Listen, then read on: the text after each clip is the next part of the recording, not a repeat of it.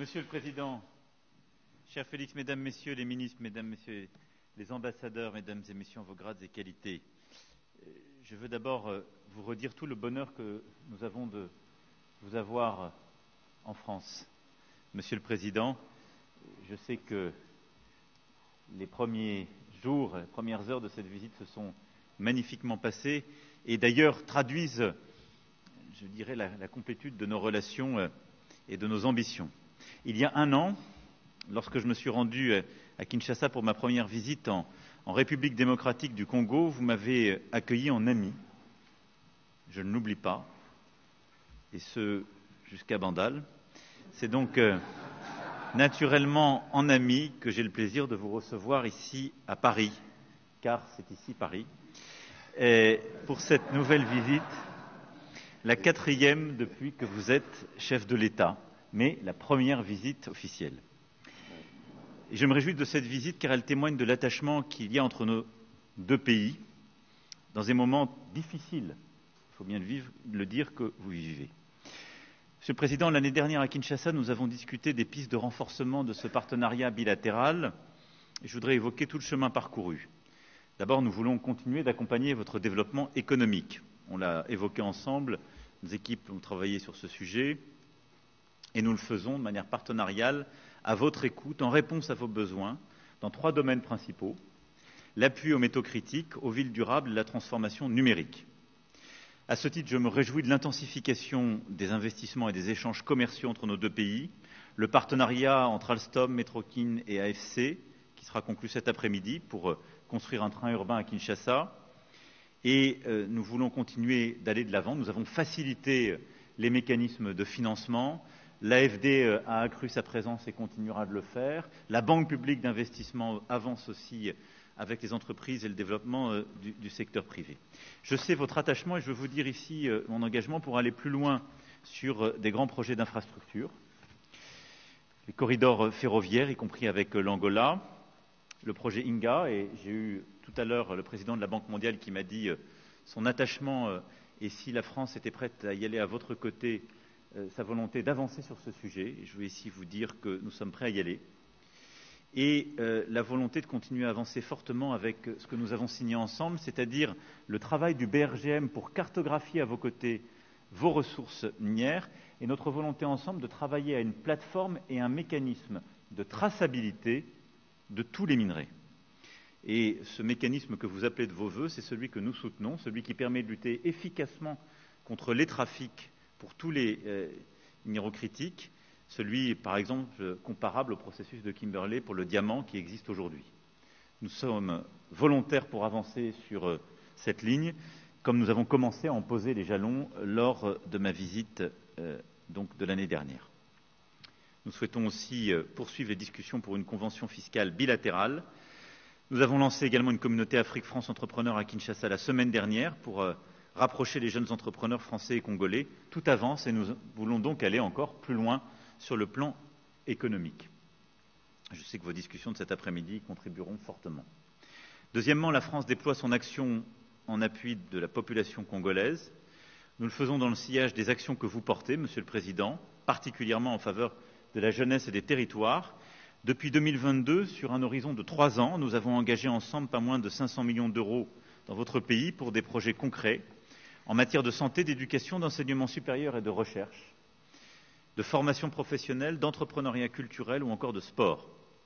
Une fois ces engagements respectés, et ils le seront bientôt, je souhaite que nous puissions signer prochainement un nouveau protocole pluriannuel. Je veux ici saluer les initiatives concrètes pour la jeunesse. J'en prendrai 2 à titre d'exemple. Dans le domaine de la mode, la France accompagnera bientôt la création d'un institut régional de la mode à Kinshasa.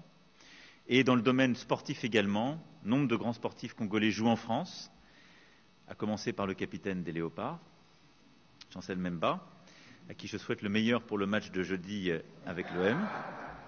Et nous voulons développer notre coopération sportive et allons soutenir la mise en place d'un institut national du sport à Kinshasa sur le modèle de l'INSEP en France. Ce projet vous avait été présenté, je le sais, hier, en marge d'un grand match de football qui s'est tenu à Clairefontaine. Troisièmement, la France voit dans la RDC un partenaire clé dans la protection des trésors que nous avons en partage. La forêt du bassin du Congo est l'un des poumons de notre planète. Nous avons lancé, lors de la COP28 de Dubaï, un partenariat pour les forêts, la nature et le climat, ensemble aux côtés des États-Unis et de l'Allemagne, pour mutualiser les appuis financiers et techniques. Et je me réjouis que votre pays ait accepté de faire de Kinshasa la capitale hôte de la prochaine conférence des parties du partenariat pour les forêts du bassin du Congo, co-organisée avec le Gabon et la France. L'autre trésor que nous avons en partage avec les forêts, c'est la langue. La RDC est le premier pays francophone au monde. La francophonie est un trésor en partage, communauté de valeurs, de solidarité, dynamique et créative, et je suis à cet égard heureux de pouvoir vous réaccueillir lors du sommet de la francophonie en octobre prochain. Quatrièmement, nous voulons défendre la consolidation de la souveraineté de votre pays. C'est l'objectif de notre excellente coopération de sécurité et de défense. Le ministre des Armées se rendra donc prochainement dans votre pays sur la base des échanges que nous avons eus pour consolider en particulier les initiatives en termes de formation, mais aussi capacitaires que nous pourrions prendre pour renforcer justement cette souveraineté. C'est ce qui s'est manifesté à travers notre soutien à la création d'une école de guerre à Kinshasa, par notre appui à la formation d'une brigade de combat en jungle de votre armée. Cette dynamique, nous voulons la poursuivre. Elle est clé, y compris pour donner une crédibilité à ce partenariat minier et au retour plein et entier de votre souveraineté dans toutes les régions de votre territoire. Et c'est pourquoi nous voulons être à vos côtés pour ces objectifs de défense et de sécurité. Et donc le ministre des Armées fera le suivi dans les prochaines semaines en se rendant à vos côtés. Enfin, votre visite intervient, je l'ai évoqué, dans un contexte particulièrement tragique pour le peuple congolais. Nous en avons évidemment longuement parlé avec le président à l'instant. La population de l'Est de la RDC souffre depuis maintenant 3 décennies des conflits armés, des déplacements de population et des ingérences étrangères.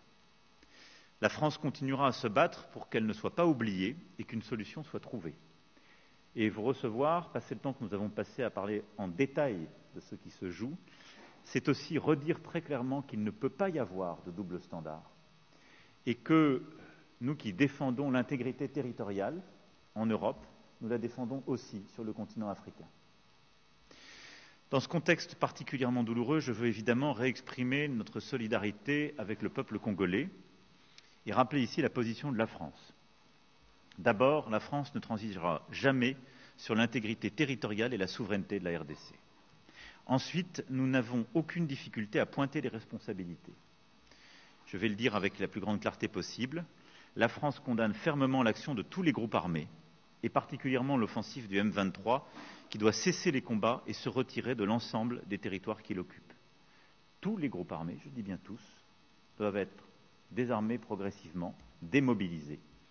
Et c'est un recours plein et entier à votre souveraineté qui doit s'en suivre. Le Rwanda, je l'ai redit au président Kagame dans un échange récent, doit cesser son soutien au M23 et retirer ses forces du territoire congolais. Je lui ai redit et je le rappellerai dans les prochains jours. Et l'urgence est à la désescalade. Il est également important, dans le même temps, de lutter contre les discours de haine et l'action des anciens génocidaires du FDLR. Et je veux vous remercier pour les engagements très clairs que vous avez pris, pour à la fois agir de manière très concrète et assumer politiquement la lutte contre les FDLR, et nous engager la communauté internationale et les forces onusiennes pour accompagner le processus, évidemment, de DDR de cette force. Aucune de ces forces n'a quelque légitimité que ce soit. La seule force armée qui peut et doit opérer sur votre territoire, ce sont les forces armées de la RDC. La France salue l'engagement de la RDC à mettre fin aux agissements du FDLR, l'encourage à mettre en œuvre cet engagement, et nous sommes avec plusieurs autres alliés à vos côtés, vous le savez, pour mettre en œuvre cette avancée. Enfin, la France s'est attachée aux processus diplomatiques régionaux. Nous pensons que la priorité doit être au dialogue et à la recherche d'une solution diplomatique sous l'égide du président angolais Lourenço. Et nous soutenons cet agenda. Je souhaite qu'il puisse maintenant porter ses fruits de manière très concrète sur le plan justement des décisions sécuritaires et politiques. Et j'ai dit au président, nous allons très fortement l'appuyer, nous réengager, et je souhaite que d'ici à la fin de l'été, nous puissions avoir des initiatives pleinement conclusives pour sortir de la situation que vous connaissez depuis trop de temps. Voilà, Monsieur le Président, cher Félix, ce que je souhaitais dire aujourd'hui. Je tiens une nouvelle fois à saluer votre présence, qui est celle d'un ami, du président du plus grand pays francophone au monde, mais aussi du président d'un grand pays d'Afrique où se jouent beaucoup des questions sécuritaires, mais aussi beaucoup des questions de développement économique, naturel, et que nous accompagnons et accompagnerons dans la durée. Vous pouvez compter sur la détermination de la France. Merci beaucoup, Président. Merci beaucoup, Monsieur le Président, cher Emmanuel. Merci d'abord pour l'accueil qui me rend un peu jaloux, parce qu'à Kinshasa, on n'avait pas fait pareil. Là, je crois que la France nous a battus, donc nous avons une revanche à prendre. Et donc, vous êtes cordialement à nouveau invité en République démocratique du Congo, cher ami.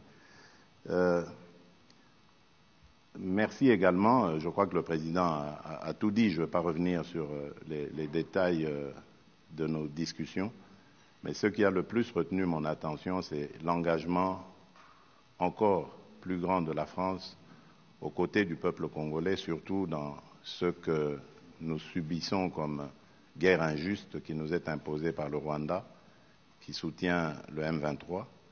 Et je pense qu'avec les discussions qu'on a eues aujourd'hui, une lueur d'espoir pointe à l'horizon. On peut compter, je peux le dire, c'est un risque que je prends, mais je l'assume. On peut dire qu'on peut compter sur la France qui sera à nos côtés pour trouver cette paix. Parce que de la paix dépendra maintenant beaucoup d'autres choses, notamment le développement par l'investissement des opérateurs économiques français dans tout ce qu'il y a comme opportunité à saisir en République démocratique du Congo. Ici, on a parlé des minerais critiques, mais on a également parlé des infrastructures et principalement du grand projet d'Inga, ce projet qui me tient à cœur et qui a beaucoup d'intérêt manifesté en ce moment.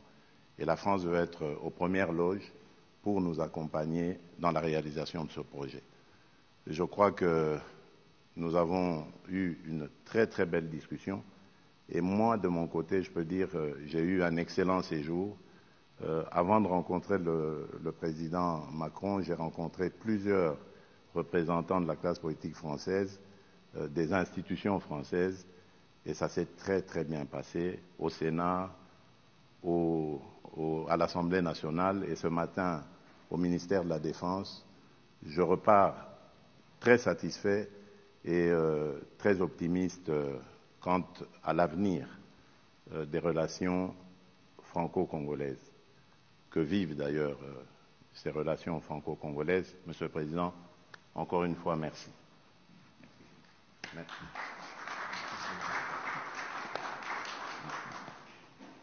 On va prendre, je crois, 2 questions. Bonjour, messieurs les présidents. Alors, excusez-moi, mais nous, on a un train de retard, on n'a pas participé au dîner. Alors, je voudrais commencer par parler de cette guerre. Tout commence au génocide rwandais. La France a beaucoup à se reprocher. Le président Macron l'a dit et redit. Ce serait peut-être l'occasion de lever ou de déclassifier les documents toujours secrets pour savoir ce que l'on a exactement à se reprocher. Alors aujourd'hui, la guerre continue et des sanctions sont demandées par la République démocratique du Congo. Ma première question, c'est est-ce que cela a toujours été ou est toujours à l'ordre du jour? Je vous avais déjà posé la question l'année dernière, ici. Ça, c'est pour le président Macron. J'ai une question pour le président Tshisekedi. Le président Sarkozy, c'était il y a beaucoup plus longtemps, avait parlé d'exploitation commune des ressources de la sous-région. Jusqu'où n'irez-vous pas pour obtenir la paix? Est-ce que avoir cette paix, pour vous, aura aussi le prix de concession demandé par d'autres pays, et particulièrement le Rwanda? Je vous remercie. Sur les sujets, merci beaucoup pour votre question, sur les sujets mémoriels que vous avez évoqués,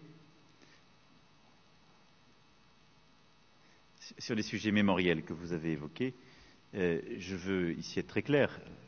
Il y a un exercice inédit, pas simplement de transparence, mais scientifique qui a été conduit à ma demande. J'ai mandaté le professeur Nucléaire avec toute une commission d'experts reconnus, indépendants, qui, pendant de longs mois, ont fait un travail sur la base duquel j'ai prononcé le discours de 2021, qui est le seul discours et les seuls mots qui ont autorité en la matière. Il y a ensuite un travail historique et historiographique qui se poursuit, et tout a été mis à disposition avec un dialogue et d'ailleurs même un changement de nos règles à la lumière de ces demandes. Donc je vous renvoie là aux travaux de la commission Duclerc, à mon discours de mai 2021 sur ce sujet. Maintenant, je parle d'avenir. Sur la situation, notre volonté, c'est de la régler d'un point de vue militaire, sécuritaire et d'un point de vue politique, car tout se tient.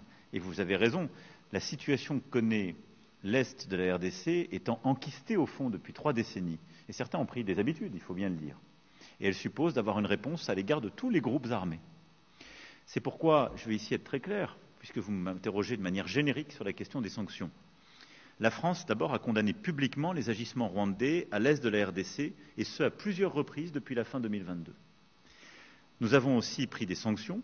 Au niveau européen, c'est parce que la France a plaidé justement pour le renforcement du régime en vigueur en décembre 2022 que des mesures restrictives individuelles inédites ont été prises 6 mois plus tard à l'encontre des groupes armés congolais M23 et FDLR et d'un officier rwandais impliqué sur le terrain au Nord Kivu. Nous continuerons à explorer cette voie à chaque fois qu'elle sera nécessaire. On a d'ailleurs parlé très précisément avec le président de ce sujet. Pour le moment, nous considérons que, d'abord, on continuera à apporter des sanctions comme ça individuelles et ciblées en fonction des évolutions sur le terrain.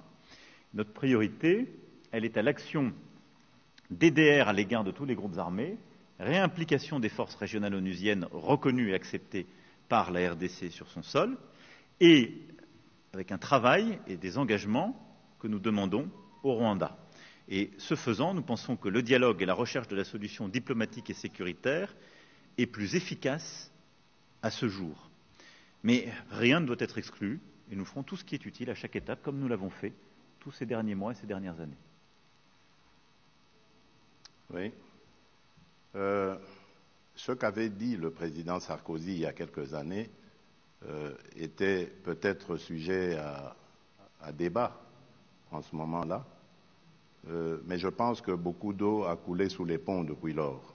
Et aujourd'hui, la situation est totalement différente.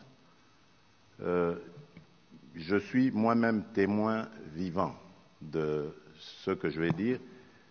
Lorsque je suis arrivé à la tête de ce pays, j'ai tendu la main à tous nos voisins. J'ai fait le tour, on en a 9, je les ai tous vus, particulièrement le Rwanda et l'Ouganda, pour tirer un trait sur nos tensions du passé.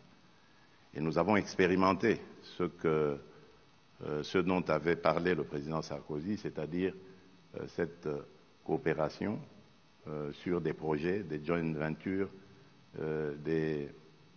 une coopération qui allait mettre ensemble nos pays et déboucher sur le bien-être de nos populations.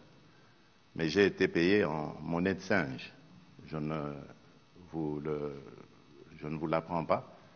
Vous le savez, nous avons été poignardés dans le dos par le Rwanda qui, au lieu de se contenter de cette proposition que je faisais, qui allait garantir une transparence dans nos échanges et garantir aussi le principe gagnant-gagnant dans cette collaboration, ils ont préféré continuer ce trafic illicite qu'ils mènent sur le sang du peuple congolais. Et cela me rend donc plus réfractaire à l'idée de pouvoir rééditer cette expérience. En tout cas, du moins, tant que sera à la tête de ce pays le président Kagame. Peut-être que les choses évolueront, qui sait, mais en ce moment, malheureusement, le rêve du président Sarkozy n'est pas réalisable en République démocratique du Congo. Bonjour, James André pour France 24. Alors au fond, j'ai une question qui est pour vous deux, présidents d'ailleurs. C'est-à-dire qu'en fait, on voit que le processus de Luanda patine depuis maintenant un an. On peut dire que la situation dans le Nord Kivu est pire aujourd'hui qu'elle ne l'était il y a un an, avec le M23 qui a avancé, qui entoure Goma. Il n'y a pas de dialogue. Vous venez finalement de le dire à l'instant, Monsieur Tshisekedi, vous ne voulez pas parler à Paul Kagame pour l'heure. Donc ma question est d'abord, pour vous, qu'est-ce qu'il faudrait pour que eh bien, vous vous mettiez à la table et que ces discussions puissent reprendre?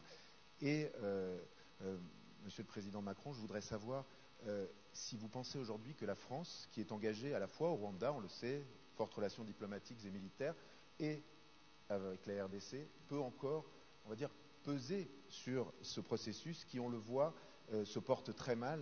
Il y avait eu avant cela le processus de Nairobi, qui lui aussi s'était terminé en échec. Donc comment peut-on sortir de ce nœud, à la fois que peut faire la France et qu'il faudrait-il pour que vous alliez parler, Monsieur Kagame? Mais vous l'avez dit, monsieur le journaliste, en parlant de Goma, vous avez dit que Goma est presque totalement asphyxié. C'est fait exprès parce qu'ils ont profité d'un moment d'accalmie, moment que nous avons saisi pour donner la chance à la paix, à la demande de nos partenaires, pour avancer leurs troupes et ainsi essayer de couper la ville de Goma de tout approvisionnement, l'asphyxier et donc pouvoir la prendre. Je peux vous garantir que nous sommes en train de travailler pour que cela n'arrive pas. Et tant que cette situation sera comme elle est, ce sera impossible de parler. Vous ne pouvez pas parler avec quelqu'un qui vous maintient le couteau à la gorge. Ce n'est pas possible. Donc, vous avez compris, pour avoir l'éventualité ou la possibilité de discussion, il faut que la situation évolue, c'est-à-dire il faut que l'armée rwandaise qui actuellement se trouve sur le sol de mon pays et non le M23, parce que le M23 c'est une coquille vide que le Rwanda brandit, il faut que l'armée rwandaise ait quitté le sol congolais. Alors à ce moment-là, oui, ce sera possible de discuter, mais discuter pour désormais s'entendre sur le fait que le Rwanda n'a plus rien à venir faire en République démocratique du Congo au niveau militaire. D'abord, je voudrais défendre quand même le travail qui est fait par l'Angola et son président, parce que je peux toujours critiquer les processus, mais enfin, il a le mérite d'exister et il n'y a pas beaucoup de concurrents. Donc l'engagement du président Lourenço est une chance pour la sous-région et je crois vraiment pouvoir le dire pour la RDC aussi. Et il le fait avec beaucoup d'engagement, de courage et de ténacité. Et donc nous soutenons ces efforts et nous nous coordonnons très étroitement avec ce qui est fait par le président Lourenço. Ensuite, la priorité aujourd'hui, ça a été dit, c'est un processus de désarmement et de sortie du territoire des groupes armés qui n'ont rien à y faire. Alors désarmement et encadrement, si je puis m'exprimer ainsi, des FDLR, d'une part, et retrait des forces rwandaises qui sont sur le sol congolais. Ça, c'est la priorité. Puis, désarmement du M23 et processus d'accompagnement. Bon. Donc, la priorité, elle est là, elle est sécuritaire, c'est le plan sur lequel on a travaillé. Et donc, pour moi, c'est véritablement ces premiers pas maintenant qui doivent être mis en œuvre dans un dialogue que nous allons essayer d'accompagner. Le rôle de la France est d'abord d'avoir une voix claire sur la question de la souveraineté territoriale en Afrique. Et je pense que c'est très attendu sur le continent et c'est très attendu pour la crédibilité même de notre action. Je l'ai dit, il n'y a pas de double standard. Et donc on ne peut pas dire chaque jour que la souveraineté territoriale en Europe justifie des efforts massifs et notre soutien à l'Ukraine, mais que la souveraineté territoriale de la RDC, ce serait une question secondaire. Non. Donc ça, on y tient. La deuxième chose, c'est que parce que nous parlons à toutes les parties, c'est d'essayer d'aider cette médiation. Et comme nous l'avons fait aujourd'hui, je remercie encore une fois le président qui a pris des engagements clairs sur les FDLR, qui suppose un engagement aussi très fort de la communauté internationale et des forces onusiennes, mais son poids politique est important pour ce processus. Il a du coup de la valeur vis-à-vis des Rwandais, que je me fais fort de convaincre d'un retrait en parallèle de leurs forces qui n'ont rien à faire sur le sol congolais. Et si on arrive à réenclencher un tel processus, la confiance se crée. Je suis très prudent, parce que vous avez raison de rappeler que les derniers mois ont plutôt été vers un accroissement des tensions. Mais il nous faut réengager. Le rôle de la France est celui-là, c'est de le faire avec beaucoup de transparence, avec la défense de nos principes, des équilibres de la sous-région, et de le faire en lien très étroit avec les médiations régionales. Donc nous allons continuer de nous engager de bonne foi sur des principes très clairement établis dont nous avons parlé ensemble et que je vous ai exposés dans la plus grande transparence. Je pense qu'on peut y arriver, je dirais même que nous devons y arriver. La réalité, c'est celle que votre confrère évoquait juste avant, c'est que nous parlons là d'une situation qui, depuis 3 décennies, s'est installée. Et donc, nous avons raison de nous y attacher collectivement, mais ça va supposer beaucoup de courage de tout le monde et un réengagement massif à tous égards. C'est aussi pour ça que tout ce qui est fait pour reformer, recréer l'unité des forces armées en RDC et reprendre la totalité de la souveraineté du territoire est très important côté congolais. Merci beaucoup. Merci mesdames et messieurs et merci à nouveau au président. Merci Emmanuel.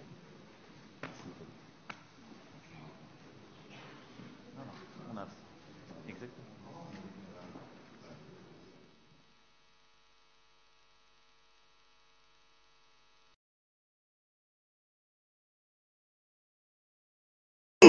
Et je vous fais le serment que d'ici la fin de mon mandat, vous allez voir un Congo nouveau, un Congo fort, un Congo puissant et prospère, un Congo qui va parler de l'Afrique à travers le monde entier.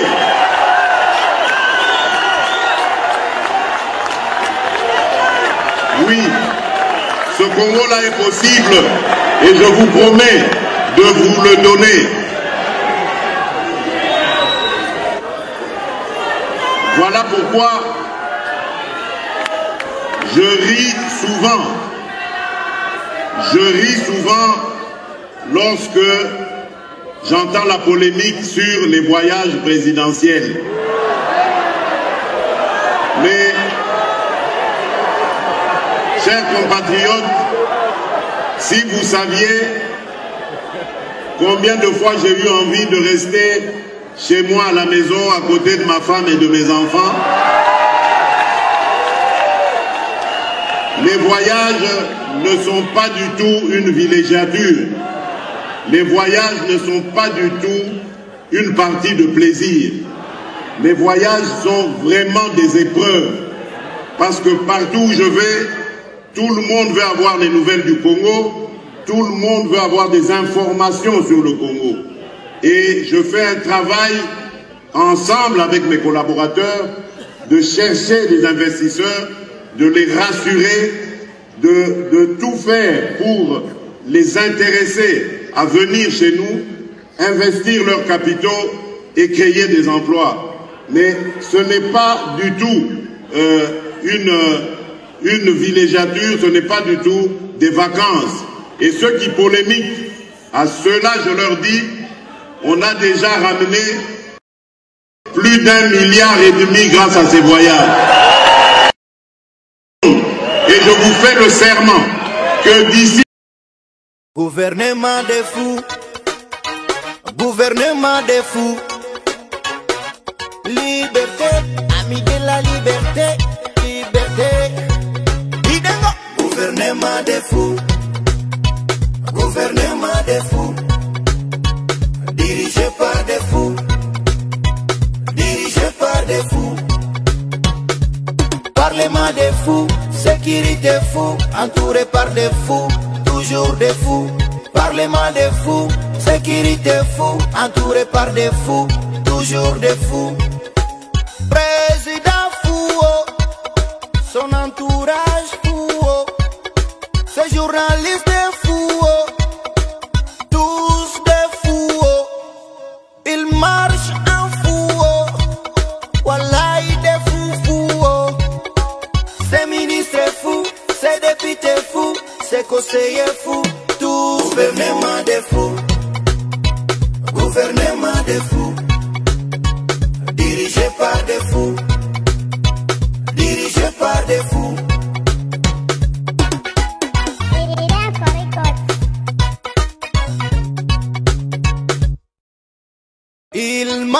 avec les yeux, ils ont enterré les oreilles. Ils marchent avec la tête, ils ont enterré l'intelligence. Batambola kana misoy, ba enterré matoi. Batambola kana mituo, ba enterré intelligence.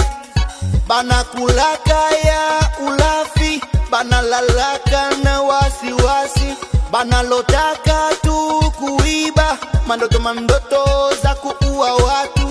Ils veulent tout s'accaparer. Gouvernement familial. Papa de fou, maman de fou, il n'a rien à dire. Papa de fou, maman de fou, il n'a rien à dire. Il ne travaille pas, il ne travaille pas, il ne travaille pas, il ne travaille pas, il ne travaille pas, il travaille sans fou, il ne travaille pas, il ne travaille pas, il ne travaille pas, il ne travaille pas, il ne travaille pas, il ne travaille pas, il ne travaille pas, il travaille sans fou, il ne travaille pas, il ne travaille sans fou.